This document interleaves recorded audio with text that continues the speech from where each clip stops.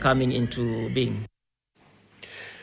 Gavana wa Kirinyaga Anne Waiguru ameomba msamaha kwa niaba ya serikali kwa wakazi wa eneo la Mlima Kenya kufuatia kuondolewa mamlakani huko alikuwa naibu rais Rigathi Gachagua mwaka wa 2024.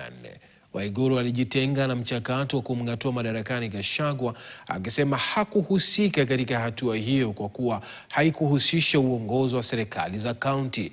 Akizungumza wakati wa uzinduzi wa mradi wa maji wa shilingi milioni 200 katika eneo la Kandongu, Mwea, Waiguru aliwataka wakazi kupokea msamaha wake pamoja na ule wa serikali na kuungana katika kumuunga mkono Rais William Ruto katika uchaguzi ujao.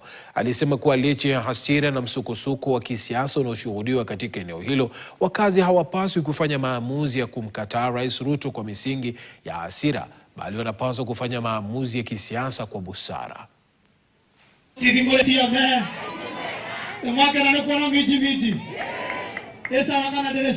Najua mlisikia uchungu kwa sababu nimewasikiza. Siwezi sema sijasikia vile mnasema.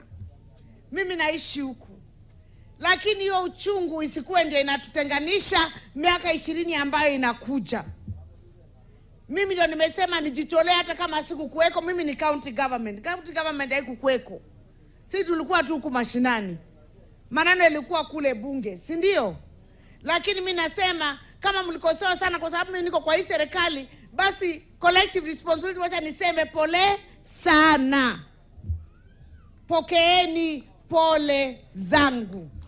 Nimeelewa zile shida mmesema mmekuwa nazo kwa sababu yetu.